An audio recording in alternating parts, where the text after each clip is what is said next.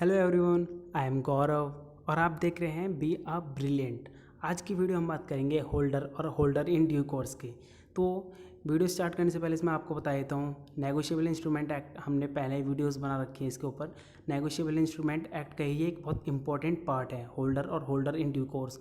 काफ़ी time exam में पूछा जाता है, लॉ के एग्ज़ाम्स में भी, बैंक के एग्ज़ाम्स में भी होल्डर इन ड्यू कोर्स को डिफाइन करो या इनके डिफरेंसेस के बारे में पूछा जाता है। जनरल भी पूछा जाता है इनके बारे में।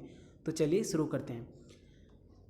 होल्डर होल्डर जो डिफाइन है वो सेक्शन 8 में डिफाइन है। किसके? नेगोशिएबल इंस्ट्रूमेंट एक्ट 1881 में जो हमारा एक्ट आया था नेगोशिएबल इंस्ट्रूमेंट एक्ट, उसमें सेक्शन 8 में डिफाइन किया गया है होल्डर को।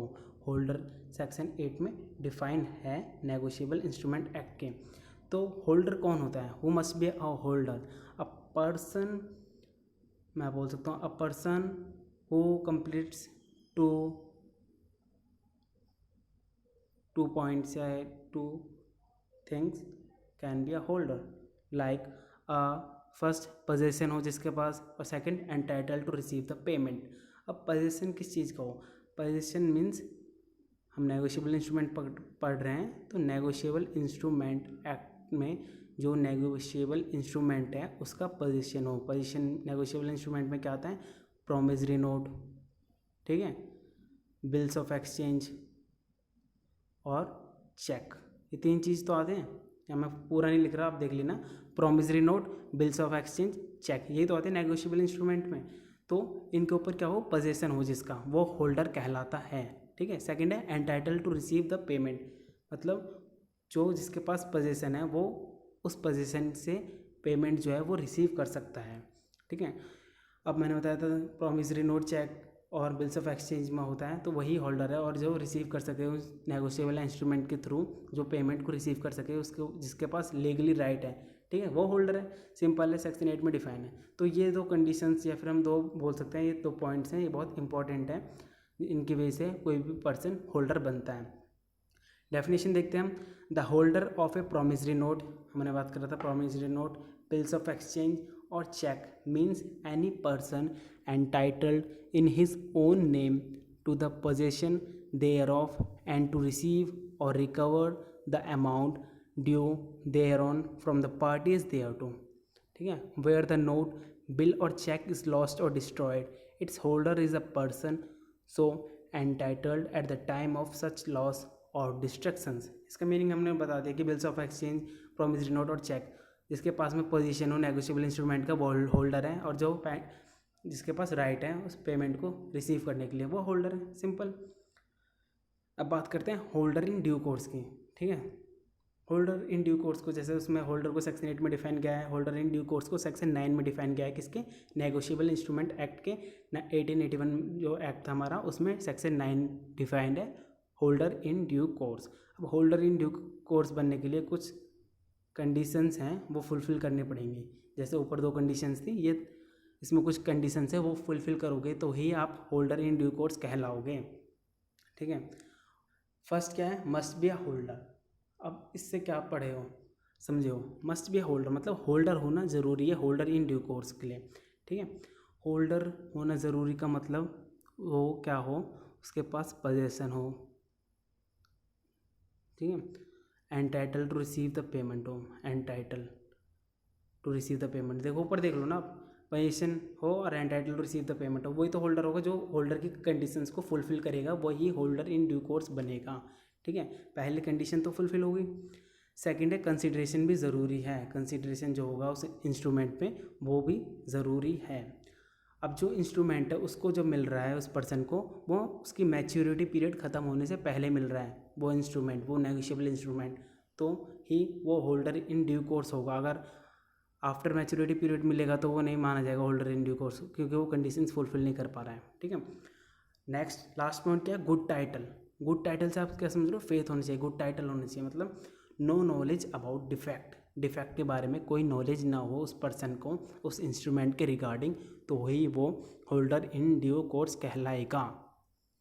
अब देखिए, नो नॉलेज अबाउट डिफेक्ट को हम थोड़ा और एक्सप्लेन करते हैं। कोई बैंक एग्जाम्पल देखिए, एग्जाम्पल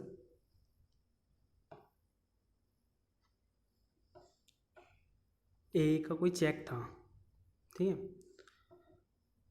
वो बी को मिल गया या फ्रॉड से ले लिया, सॉरी बी ने फ्रॉड से ए से चेक ले लिया और बी को भी पेमेंट करनी थी सी को, तो बी ने वो फर्दर एंडोर्स कर दिया। यहाँ लिख देता हूँ मैं एंडोर्समेंट ऑफ चेक। कोई भी इंस्ट्रूमेंट हो सकता है, यूनी चेक ही हो, आप प्रॉमिसरी नोट भी कह सकते हो, बिल ऑफ एक्सचेंज भी और चेक भी। मैंने यहाँ एग्जांपल लिया है चेक का। तो बी ने क्या करा था, फ्रॉड के थ्रू लिया है अपना ये चेक, ठीक है। उसने क्या करा, फर्दर सी को एंडोर्स कर दिया वो चेक, तो सी जो पर्सन है वो बन गया होल्डर इन ड्यू कोर्स, ठीक है। होल्डर इन ड्यू कोर्स बना, बट इसको क्या है, इस फ्रॉड के बारे में नहीं पता जो कि बी ने एक से करा था। किसको नहीं पता, सी को।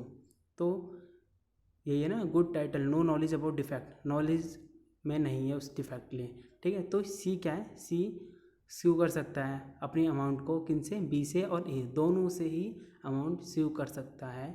कौन, सी, जो होल्डर इन ड्यू कोर्स बना है। अब आप एग्जांपल लीजिए, सी ने भी फर्दर किसी को पेमेंट करनी थी, डी को। उसने ये क्या करा, जो चेक है वो डी को पास कर दिया, फर्दर एंडोर्स कर दिया, ठीक है। यहाँ मैं लिख देता हूँ फर्दर, राइटिंग बहुत बेकार है, काम चला लीजिएगा। फर्दर एंडोर्समेंट कर दिया सी ने डी को। अब एक क्या है, इस नेगोशिएबल इंस्ट्रूमेंट एक्ट में ये बहुत अच्छी चीज़ है कि जो होल्डर इन ड्यू कोर्स बनता है ना, चाहे उसको डिफेक्टिव बारे में पता हो या ना पता हो, वो अपने प्रीवियस उनसे क्लेम कर सकता है। या होल्डर इन ड्यू कोर्स जब फर्दर एंडोर्स करता है ना चेक को, तो या फिर किसी इंस्ट्रूमेंट को, तो वो उस वक्त माना जाता है कि वो क्लियर है, बिल्कुल जो चीज़ है वो बिल्कुल ठीक है, ठीक है। मान लिया जाता है इस एक्ट में कि वो चीज़ बिल्कुल ठीक है, मतलब होल्डर इन ड्यू कोर्स बिल्कुल क्लियर है उस चीज़ से, चाहे उसको डिफेक्ट के बारे में मालूम हो, पता हो या ना हो, ठीक है। उसने भी एंडोर्स कर दिया। अब ये डी क्या है, ये क्लेम कर सकता है इन तीनों पार्टी से, जैसे सी कर सकता है इन दोनों पार्टी से, प्रायर पार्टी से, ऐसे ही डी अपना क्लेम कर सकता है फर्दर पार्टीज से, सॉरी प्रायर पार्टीज से, ठीक है। कौन, डी कर सकता है। ऐसे ही एक एग्जांपल देखो, ए के पास कोई प्रॉमिसरी नोट है, ठीक है। उसने क्या करा, बी को दिया, सपोज करो कोई चेक दिया, उसने लिखा है आप अप टू 5000 इसमें अमाउंट डाल सकते हो, ठीक है, अप टू 5000 तक डाल सकते हो। लेकिन बी ने क्या करा, ये चेक सी को फर्दर एंडोर्स करा और उससे कहा, मतलब उसमें अमाउंट डाल दी 1000 की और सी को एंडोर्स कर दिया। सी को उसके डिफ़ॉल्ट के बारे में नहीं पता जो बी ने करा है, ठीक है, इस फ्रॉड के बारे में नहीं पता, ठीक है।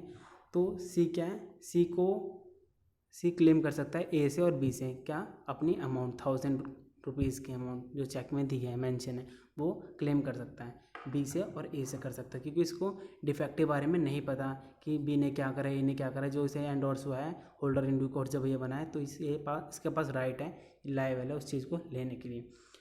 तो ये बहुत ही छोटा टॉपिक था, बहुत ईजी आपको समझ आ गया होगा, आई होप। तो that's it for now. If you like the video please subscribe my channel. Thank you for watching. जय हिंद।